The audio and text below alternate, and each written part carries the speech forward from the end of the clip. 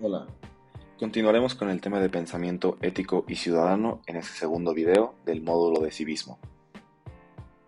En el video pasado hablamos sobre los valores cívicos, sin embargo, en este nos enfocaremos en los valores éticos, que son aquellos que estructuran el comportamiento del ser humano con la intención de afianzar la importancia de actuar de manera consciente, respetuosa y sin afectar de manera negativa a quienes nos rodean.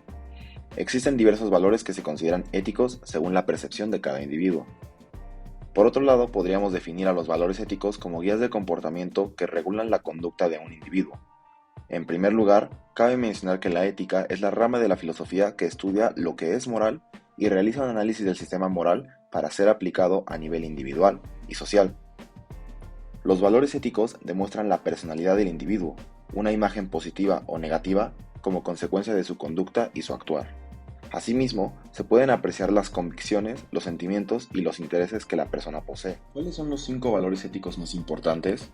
Bueno, estos serían el respeto, la justicia, la responsabilidad, la honestidad y por último, la libertad.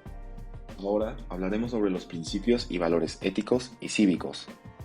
Por un lado, podemos definir a los principios como un conjunto de parámetros éticos de carácter universal dirigidos a orientar la vida en sociedad. Y por otro lado, definimos a los valores como guías para definir el correcto comportamiento de los individuos en la sociedad. En ese sentido, podemos recalcar que los principios son un sistema de normas o leyes que deben ser cumplidas para que un sistema funcione adecuadamente. Son universales, por lo tanto, aplican a todos los individuos y son necesarios para obrar de manera correcta. Lo esperado es que todas las personas conozcan y pongan en práctica principios éticos básicos para hacer que la convivencia social se lleve a cabo en armonía, buscando la superación personal, pero nunca en detrimento de los otros. Además, los principios existen independientemente de que el individuo tenga conocimiento de ellos o los ponga en práctica. Los principios, por ello, son la guía que determina aquello que es correcto de lo que es incorrecto, y son la base de los valores humanos. Ahora bien, si hablamos de principios éticos fundamentales, deben destacar 6. El primero de ellos siendo el principio de vida, que se refiere al derecho a la vida como soporte a los demás principios, por lo que se debería privilegiar siempre todo aquello que favorezca la vida, tanto en un ámbito personal como colectivo. Segundo, el principio de libertad. Este principio proclama la libertad del ser humano desde el momento de nacer, por lo que cualquier medida que le impida ser libre estará violando este principio. Tercero, el principio de humanidad. El ser humano es la medida de todas las cosas y por tanto su vida y dignidad deben ser preservadas y respetadas. Cuarto, el principio del bien. Hacer el bien entendido como aquello que se considera correcto para el bien común y evitando toda conducta que sea contraria a este principio. Quinto, el principio de igualdad. Todos los seres humanos son iguales ante la ley, sin distinción de raza, género, nacionalidad, condición social o cualquier otra característica. Y por último, el sexto es el principio de moralidad, y se refiere a todas las normas que se han de seguir para procurar la estabilidad y la convivencia social, ejerciendo los deberes y derechos establecidos para tal fin. Ahora, en cuanto a los valores, podemos definirlos como aptitudes o cualidades individuales que definen la conducta de un individuo en la sociedad. Dichos valores derivan de los principios éticos universales, de allí que su objetivo sea guiar a los individuos a obrar correctamente de forma individual y colectiva. Los tipos de valores son según el origen de sus preceptos, y por ello los valores pueden ser de 3 tipos. Los valores éticos, que son guías o pautas sociales para regular el comportamiento social de manera general. La responsabilidad y la solidaridad son ejemplos de valores éticos. Segundo, los valores morales. Se refiere a aquellas prácticas comunes en el hacer social. Se transmiten de una generación a otra y pueden cambiar según el entorno.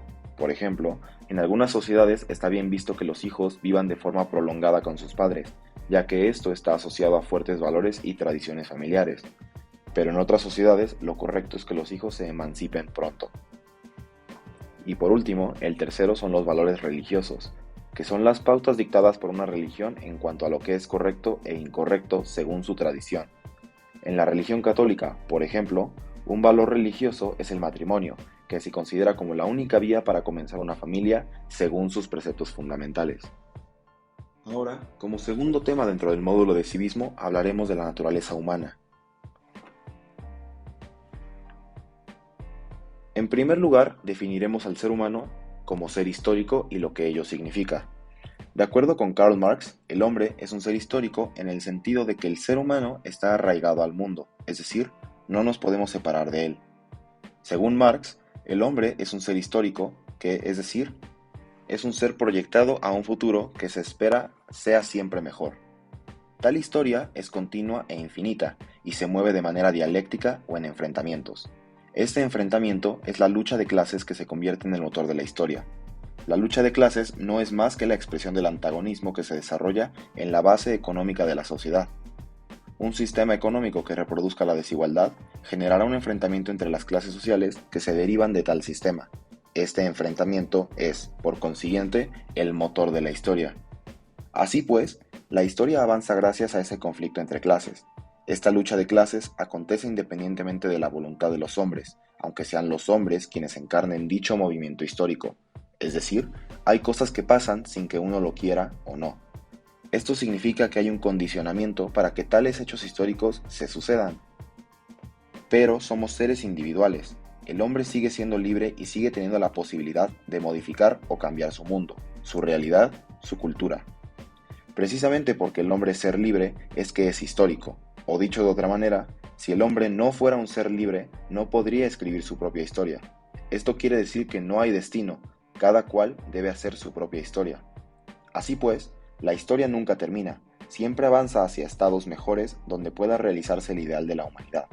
Un elemento importante dentro de ese devenir histórico es el trabajo. Así como la historia es un ámbito propiamente humano, también el trabajo posee la característica de ser una categoría específica del hombre. Es precisamente gracias al trabajo que el hombre puede escribir su historia. De ahí la importancia de este y de recuperar su sentido original como posibilidad de superación de la alienación. Abolir la alienación del hombre es la verdadera tarea a la que está llamado el ser humano, pues al hacerlo quedará el camino despejado para alcanzar su emancipación. Por otro lado, la historicidad del hombre también significa que éste es un ser inacabado. Constantemente y a lo largo de su propio desarrollo, el ser humano se va construyendo, a la vez que va configurando su propio mundo. Por eso, en la praxis o en la práctica, el hombre transforma el entorno en que se encuentre. El hombre no puede quedarse únicamente en un plano de contemplación o quedarse quieto con lo que ve. Debe actuar sobre su realidad material, debe luchar por transformar su mundo. Y el trabajo es la acción del hombre que le permite transformar su entorno social, material, económico, político y educativo. Precisamente porque el hombre se va impulsando a actuar modificando su entorno natural y social, es que el trabajo ocupa un lugar primordial en su mundo y en la historia. De ahí también el papel importantísimo que Marx le asigna al obrero como sujeto histórico, actor principal en esa historia que se escribe por medio de su trabajo. Aquí nuevamente se evidencia por qué es fundamental recuperar el sentido original del trabajo, pues solo en tanto reencontremos ese sentido, podremos superar la enajenación y podremos construir un mundo verdaderamente único. Ahora hablaremos del ser humano como un ser político. ¿Qué significa que el hombre es un animal político? Bueno, significa que el hombre se diferencia de los animales, entre otras cosas, porque vive en sociedades organizadas políticamente en cuyos asuntos públicos participa en mayor o menor medida con el objetivo de lograr el bien común, es decir, la felicidad de los ciudadanos. El ser humano es un ser necesitado, un ser que no puede vivir solo. La felicidad de sentirse acompañado es parte de su esencia y esto lo convierte en un ser social. Pero para vivir en armonía, plenitud humana y alcanzar las metas que se plantea con las personas a las que convive, es necesaria una herramienta, una estructura que sostenga la comunidad, le dé dirección y la fortalezca, y es ahí cuando la vida se convierte en política. La vida es política, el ser humano es un ser político, un animal dotado de inteligencia y voluntad y una buena dosis de libertad que busca actuar, asociarse y negociar en sociedad para llegar al bien común. Hacer política es hacer pasión, comenta la maestra en filosofía por la Universidad Panamericana Montserrat Salomón.